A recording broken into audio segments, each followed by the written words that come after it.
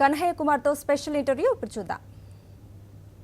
ఇప్పుడు దేశవ్యాప్తంగా ఒక యువకుడి గురించి చర్చ జరుగుతుంది. కొందరు అతన్ని దేశద్రోహి అంటున్నారు, మరికొందరు నవతరానికి యువతరం నాయకుడు అని చెప్తున్నారు. కనహయ్య కుమార్ వార్తల్లో ఉన్నటువంటి వ్యక్తి గత 40-45 రోజుల నుంచి ఆయన చుట్టూ దేశంలో ఉన్నటువంటి ప్రధాన వార్తలు తిరుగుతున్నటువంటి పరిస్థితి. ప్రస్తుతం హైదరాబాద్లో ఉన్నారు, సెంట్రల్ యూనివర్సిటీకి వచ్చారు. ఆ తర్వాత ఇక్కడ జరిగిన ఘటనపై మాట్లాడటానికి మనతో సాక్షికి ఎక్స్క్లూజివ్గా ఉన్నారు. Kanhaiya ji, welcome to Hyderabad. आपको कल सेंट्रल यूनिवर्सिटी आप गए थे, सेंट्रल यूनिवर्सिटी जाने बाद जो वहाँ पे इंसिडेंट हुआ उसको आपने देखा, कैसा माहौल लगता है आपको हैदराबाद का? देखिए, हैदराबाद बहुत अच्छी जगह है, हैदराबाद के लोग बहुत अच्छे हैं और आपके माध्यम से हम सारे आपके दर्शकों को बहुत बहुत धन्यवाद करना चाहते हैं. लेकिन यूनिवर्सिटी के अंदर जो हो रहा है वो उसको कतई अच्छा नहीं कहा जा सकता है, क्योंकि स्टूडेंट्स यूनिवर्सिटी के अंदर पढ़ने के लिए आते हैं. उनका मेस बंद किया जा रहा है, पावर कट किया जा रहा है, उनका जो है पानी बंद किया गया, वाईफाई बंद किया गया, पिटाई हो रही है उनकी, हॉस्पिटलाइज हुए, अरेस्ट किया गया उनको. हम इन सारी चीज़ों का प्रतिरोध करते हैं, उसकी निंदा करते हैं और हमको लगता है कि स्टूडेंट्स के ऊपर इस तरीके से हमले वो देश हित में नहीं है.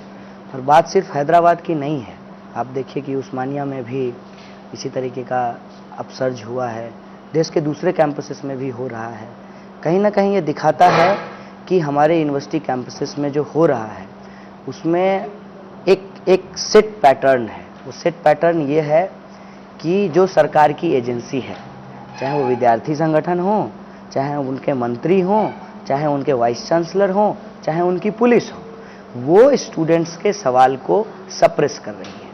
और स्टूडेंट्स का सवाल क्या है? They are asking for justice, they are asking for their rights, but they are trying to suppress it. But if they are not peacefully able to suppress them, then they are using the lathis, and I think it is undemocratic, it is anti-constitutional, and very shamefully those who are violating the act or the law of constitution, they are claiming themselves nationalistic, and those who are asking the rights given by the constitution, they are being branded as a anti-national. लेकिन एक आरोप लग रहा है JNU में जो घटना घटी थी, एंटी नेशनल बताया जाता है, एंटी नेशनल एक्टिविटीज यूनिवर्सिटीज में हो रहे हैं. स्पेशली जेएनयू का नाम लिया जाता है, जेएनयू के नाम लेकर जो अफजल गुरु का इश्यू है उसको बताते हैं वो लोग. देखिए, ये एक सिलेबस है, पटकथा लिखी गई है. जेएनयू में अफजल गुरु का नाम लिया जाएगा और जब आप दिल्ली के शहर में घूमेंगे तो शायद लोग अफजल गुरु को नहीं जानते. उसी तरह से हैदराबाद में रोहित के केस में याकूब मेमन का नाम लिया गया. तो हर जगह टारगेटिंग चल रही है. रोहित को टारगेट इसलिए किया गया है क्योंकि रोहित यूनिवर्सिटी कैंपस के अंदर बाबा साहब के विचारों को जो पढ़ता था, वो चाहता था कि बाबा साहब के विचार समाज में लागू भी हों.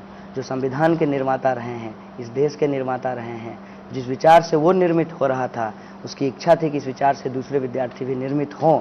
इसके लिए जो एबीवीपी के लोग हैं वो रोहित को टारगेट किए. जब उनकी सरकार आई तो आप जानते हैं उनके मिनिस्टर, वाइस चांसलर अपने पावर का मिसयूज करके रोहित की जो है मौत में अपनी भूमिका निभाई है.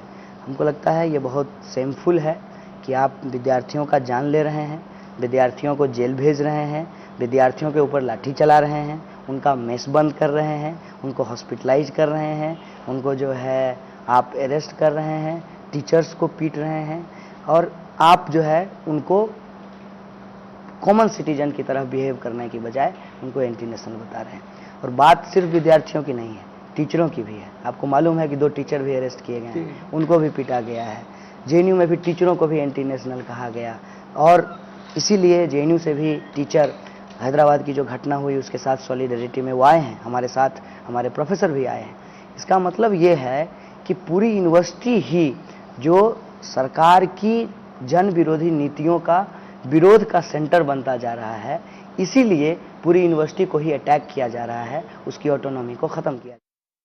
सवाल आपसे पूछना चाहता हूं, जो इश्यू पूरा है वो सब्सिडी से, फिर भी आपसे पूछना चाहता हूं कि जो अफजल गुरु की मीटिंग में आप गए थे, सब यही सवाल उठाने के कन्हैया सब कहते हैं, लेकिन उस दिन मीटिंग में क्यों गए कन्हैया?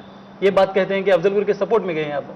नहीं, सबसे पहली बात तो जो है आप इस बात को समझिए कि जब अफजल गुरु सेंटर में है ही नहीं, फिर अफजल गुरु का नाम क्यों लिया जा रहा है? अगर उस कार्यक्रम की भी जो लोग बात कर रहे हैं वो एक नाम छोड़ दे रहे हैं, उसमें और भी बातें कही गई है, उसमें और भी चीज़ें कही गई है, लेकिन मुझे उससे कोई मतलब नहीं है, क्योंकि ना मैं उस कार्यक्रम का आयोजक था, ना मैं उस कार्यक्रम का पार्टिसिपेंट था, और ना उस कार्यक्रम को करवाने की अथॉरिटी मेरी है, ना रोकने की अथॉरिटी मेरी है। ये तो जस्ट फ्रेम किया गया है सरकार के द्वारा, क्योंकि मैं एक इलेक्टेड रिप्रेजेंटेटिव हूँ, और पूरी यूनिवर्सिटी को यदि बदनाम करना है, पूरे स्टूडेंट कम्युनिटी को बदनाम करना है, तो वो टारगेट करेंगे इलेक्टेड रिप्रेजेंटेटिव को। बीइंग प्रेसिडेंट मुझे टारगेट किया गया है। अगर मैं गलत हूँ, सपोज कीजिए, तो शट डाउन जेएनयू क्यों बोला गया? अगर मैं अपराधी हूँ तो क्या इसकी सजा आप मेरे पूरे परिवार को देंगे, मेरे पूरे गांव को देंगे? पूरे जेएनयू को क्यों बदनाम किया गया? इसका मतलब ये है कि साजिश ही यही थी कि जेएनयू को बदनाम करना है, जेएनयू को बंद करना है। घटना 9 फरवरी और नारेबाजी तो 9 फरवरी, लेकिन आरएसएस का मुखपत्र जो है वो तो पहले इस पे जो है अपना कवर स्टोरी निकाला कि जेएनयू जो है वो एंटी नेशनल का गढ़ है। स्वामी जी जो है वो 5 महीना पहले बोले कि जेएनयू को बंद कर देना चाहिए, उसका नाम बदल देना चाहिए, क्योंकि जवाहरलाल नेहरू कम पढ़े लिखे थे। तो ये एक टारगेटिंग है यूनिवर्सिटी कैंपस की। यूनिवर्सिटी के ऊपर टारगेट इसलिए है कि यूनिवर्सिटी में जो लोग पढ़ते हैं वो क्रिटिकल होते हैं, सवाल उठाते हैं, सरकार की नीतियों को समझते हैं, इसका जनता पे क्या बुरा प्रभाव पड़ेगा इसको समझते हैं, और जब समझते हैं तो वो भगत सिंह, बाबा साहब भीमराव अंबेडकर, फूले के बताए रास्तों पे, पेरियार के बताए रास्तों पे आगे बढ़ते हैं। जब वो आगे बढ़ते हैं तो इससे सरकार को परेशानी होती है। इसीलिए अंबेडकर पेरियार स्टडी सर्किल को आईआईटी मद्रास में बैन कर दिया गया। इसीलिए एएसए को हैदराबाद सेंट्रल यूनिवर्सिटी में एंटी नेशनल बताया गया। इसीलिए जेएनयू में जो लोग प्रो पीपल पॉलिटिक्स करते हैं, प्रो स्टूडेंट पॉलिटिक्स करते हैं, उनको एंटी नेशनल बताया जा रहा है। दरअसल बात यह है कि मोदी छाप विकास के गुब्बारे की हवा निकल गई है। ये लोग आप राष्ट्रवादी गुब्बारे में हवा भर रहे हैं, तो इनको लगता है कि जनता सवाल पूछने लगेगी कि विकास पुरुष जी हमारा विकास कहाँ है, तो ये कहेंगे कि विकास वाली बैलून की हवा निकल गई है, ये राष्ट्रवादी गुब्बारा ले लो। तो चुनाव जीतने के लिए इन्होंने नया पॉलिटिकल कार्ड खेला है। जनता के सामने ये जाकर के कहेंगे कि 15 लाख रुपया आएगा आपके अकाउंट में, तो इनको जूते पड़ेंगे कि 15 लाख रुपया तो आया नहीं, ये आदमी झूठ बोल रहा है। तो इसीलिए ये नया पॉलिटिकल कार्ड खेल रहे हैं, ताकि हिंदी हार्टलैंड में चुनाव जीत करके राज्यसभा में अपनी बहुमत बना सकें, और देश को बेचने की जो इनकी तैयारी है प्राइवेट हाथों में, एजुकेशन को जो बेचने की तैयारी है, जो हमारे पब्लिक सेक्टर हैं जो उसको बेचने की तैयारी है, इसको ये आराम से कर सकें। It is very simple that our elected government is not working as a government, they are working as a company, and the ministers are not behaving as a ministers, they are behaving as a CEO. And you have heard a very shameful statement given by one of the minister. So what you will say? You can say that the democracy is under attack, the constitution is under attack. That's why I am saying Jai Jawan, Jai Kisan, Jai Samvidhan. This is the high time to speak loud in support of constitution. एक बात कही जाती है विद्यार्थियों के बारे में, आप लोग जेएनयू में हो, सेंट्रल यूनिवर्सिटी आप पढ़ाई के लिए आते हैं, फिर आपको राजनीति से क्या मतलब? सब लोग ये सवाल पूछते हैं, कुछ लोग जो पॉलिटिशियंस है वो भी पूछ रहे हैं, कुछ लोग जो अपने आप को इंटेलिजेंट कहते हैं वो भी पूछ रहे हैं, क्यों आप पॉलिटिक्स के बारे में बात करते हैं सर? नहीं, मैं एकदम पॉलिटिक्स के बारे में बात नहीं करना चाहता, ना मैं पॉलिटिशियन हूँ। आप संविधान की बात करते हैं। हाँ, संविधान की बात तो हर नागरिक को करना चाहिए। आप चुनाव की बात करते हैं, आप गवर्नमेंट के इश्यूज के बारे में बात करते हैं। उस चीज के बारे में इसलिए बात करते हैं कि आप उससे इफेक्ट होते हैं। अगर सरकार बजट में एजुकेशन के फंड को कट करेगी, रिड्यूस करेगी, इसका असर हमारे कैंपस पे दिखेगा, और इसका असर हमारे कैंपस पे दिखा कि हमारे फेलोशिप्स बंद कर दिए गए। अभी तक रिव्यू कमेटी का रिपोर्ट नहीं आया कि आने वाले बैच को फेलोशिप मिलेगा कि नहीं मिलेगा। सरकार जो करती है, एज ए आप स्टूडेंट हो, यूथ हो, फार्मर हो, आप मजदूर हो, महिला हो, कोई भी हो, अगर आप देश के नागरिक हो, उसका असर आपके ऊपर पड़ेगा। अगर आप एक कॉन्शियस सिटीजन हैं, तब आपको अपनी राजनीति को लेकर के सतर्क रहना पड़ेगा। जब तमाम चीज़ें राजनीति से तय हो रही है, आपको अपनी भी राजनीति तय करनी पड़ेगी। और हमको लगता है कि आज के समय इस देश के अंदर जो 55 करोड़ युवा हैं, जिसमें स्टूडेंट भी शामिल हैं, जिसमें वर्किंग लोग भी हैं, जिसमें अनएम्प्लॉयड लोग भी हैं, उनके सामने यही चैलेंज है कि उनको एक प्रॉस्पेरस लाइफ कैसे मिले, उनको एक बेहतर ज़िंदगी कैसे मिले। और इस बात को अगर हम बीइंग ए स्टूडेंट नहीं समझेंगे, तो कल को जब पीएचडी कंप्लीट करेंगे, डॉक्टरेट की डिग्री तो मिलेगी लेकिन रोजगार नहीं होगा। तो हम अपने अधिकारों की बात कर रहे हैं। ये सरकार है जो हमारे अधिकारों को छीनना चाहती है, तो अपनी राजनीति को सही करने के लिए वो हमारी राजनीति को गलत कहने लग रही है। हम तो राजनीति कर ही नहीं रहे, हम तो राइट्स की बात कर रहे हैं। सर, और भाई लोकल के इशू के बारे में एक बार बात करूंगा। आप हैदराबाद में हैं, रोहित वेमुला के माँ से कल मिले हैं आप, और रोहित एक्ट के बारे में आप जो इम्प्लीमेंटेशन के एक्ट लाने की बात कर रहे हैं, उस पर आप अपनी लड़ाई जारी रखें। ये जो रोहित वेमुला का इश्यू सबको आप पूरी तरह से कैसे देखते हैं सर, ओवरव्यू कैसे देखते हैं इसमें? देखिए, एक तो मैंने आपको बताया कि हर एक यूनिवर्सिटी के ऊपर सरकार का अनावश्यक अनवांटेड इंटरवेंशंस है, एक जनरल बात है। स्पेसिफिक बात यह है कि सरकार ने क्या किया कि एक इश्यूज को दबाने के लिए दूसरे इश्यूज को हवा दिया। लेकिन दिक्कत इसमें यह हुई कि हर स्टूडेंट एक खास तरीके के प्रॉब्लम से सफ़र कर रहा है, तो एक इशू दूसरे इशू का एक्सटेंशन बन गया। हैदराबाद और रोहित वेमुला का जो इंसिडेंट है, वो जेएनयू इंसिडेंट में सरकार की ये कोशिश थी कि इससे जेएनयू इंसिडेंट से इस इंसिडेंट को हम भुला देंगे, लेकिन ये उसके साथ मिल करके उसका एक्सटेंशन बन गया, क्योंकि इनके पास पैटर्न सेम था, टारगेटिंग इन्होंने सेम तरीके से किया था। इसीलिए आज हमारे सामने ये एक होपफुल सिचुएशन आया है कि अगर हम इस लड़ाई को जारी रखते हैं तो तमाम कैंपसेस में जो स्टूडेंट्स का अपसर्ज हो रहा है, उस अपसर्ज को पॉजिटिवली हम एक क्रिएटिव डायरेक्शन में ले जा सकते हैं।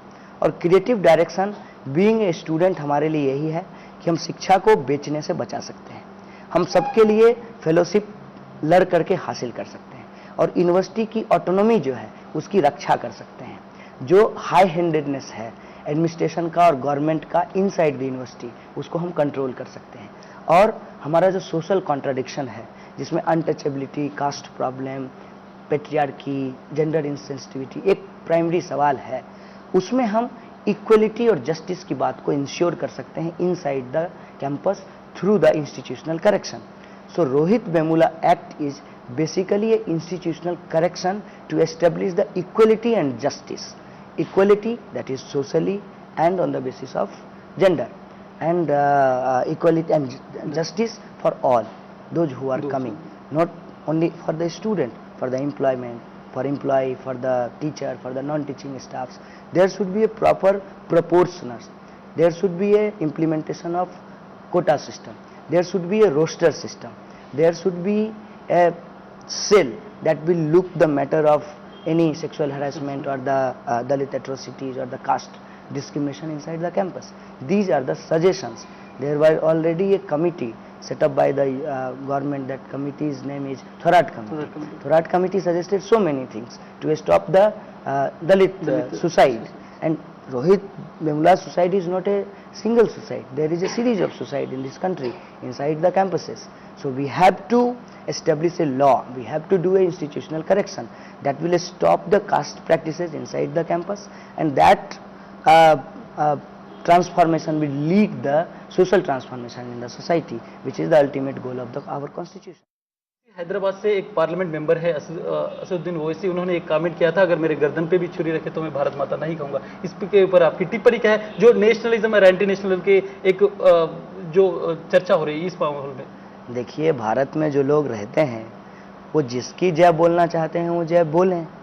मेरे लिए तो भारत के वो तमाम लोग, चाहे माता हों, पिता हों, भाई हों, बहन हों, रिश्तेदार हों या ना जानने वाले लोग हों, भारत के सभी लोग, चाहे वो किसी जाति, धर्म, क्षेत्र, भाषा, बोली, रंग, सभी की जय होनी चाहिए, पूरी मानवता की जय होनी चाहिए। और मुझे लगता है कि भारत माता का जिस तरीके से पॉलिटिकल आर्टिकुलेशन बीजेपी कर रही है, उसका भारत माता से कोई लेना देना नहीं है। याद कीजिए, आज़ादी के आंदोलन के समय जो कांग्रेस के द्वारा पिक्चर इस्तेमाल किया जाता था भारत माता की, उसमें भारत माता की सारी तिरंगे में लिपटी होती थी और भारत माता के हाथ में तिरंगा झंडा होता था। हाल ही में हमने एक फ़ोटो संघ कार्यालय का देखा है जिसमें भारत माता शेर पे बैठी हुई हैं और उनकी साड़ी जो है वो सैफ्रॉन कलर का है और उनके हाथ में जो झंडा है वो आरएसएस का झंडा है। तो कौन सी भारत माता का कॉन्सेप्ट लेकर के आरएसएस और बीजेपी इस देश में चल रही है मुझे नहीं पता, लेकिन इन जनरल अगर कोई भारत माता की जय बोलना चाहता है बेशक उसे बोले। अब छात्र आंदोलन से है, मैं एक सवाल पूछना चाहता हूं। जो शिक्षा बेचने की बात होती है, कारपोरेट एजुकेशन कारपोरेटेशन हो गया कंप्लीटली। अब इसके बाद में भी उस दिन जो आपके स्पीच में बात किया था आपने, जो अपने फैमिली बैकग्राउंड कहते हुए आप पूरे इश्यू बताए, आज यूनिवर्सिटीज में होने दो या फिर जो बेसिक प्राइमरी एजुकेशन सिस्टम कैसा है, सब कुछ शिक्षा बेचने चले हैं। देखिए, एक तरीके का कॉन्ट्राडिक्शन है इस देश में। इस देश का जो बहुत अमीर लोग हैं उसका वोट और एक गरीब का वोट बराबर है, लेकिन जब आप इकोनॉमिक राइट्स की बात करेंगे, एजुकेशन की बात करेंगे, तो वो डिस्पैरिटी वहाँ पे आपको दिखाई पड़ेगा। वोट बराबर लेकिन सुविधा बराबर नहीं। हमको लगता है कि आज हमारे देश में इतना रिसोर्स है कि कोई भूखा नहीं मर सकता। आज हमारे देश में इतना रिसोर्स है कि सबको एजुकेशन दिया जा सकता है।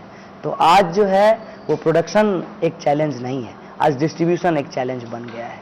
लेकिन सरकारें जो हैं वो इसको करने का विल पावर नहीं रखती है, इसीलिए जो ताकतवर लोग हैं वो नए नए क्षेत्र ढूंढते रहते हैं मुनाफा कमाने के। अब कार बेचते बेचते उनका इंटरेस्ट एजुकेशन बेचने में आ गया है, तो कार बेच करके जो मुनाफा कमाया है उससे वो कॉलेज खोलना चाहते हैं और वहाँ मुनाफा कमाना चाहते हैं।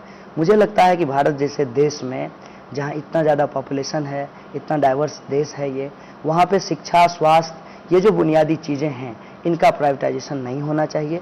सरकार को इसको अपने हाथ में रख करके, और एजुकेशन एक टूल होता है।